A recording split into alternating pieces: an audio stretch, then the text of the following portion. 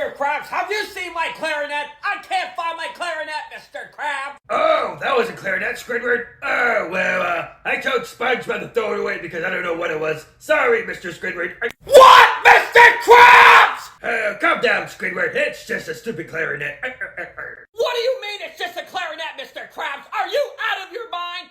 You're gonna buy me a new clarinet, Mr. Krabs! See how I am, Mr. Squidward? It's not my fault that you left your clarinet unattended, Mr. Squidward. So guess what? You go buy a new... Get over here, you freaking cheapskate, Squidward!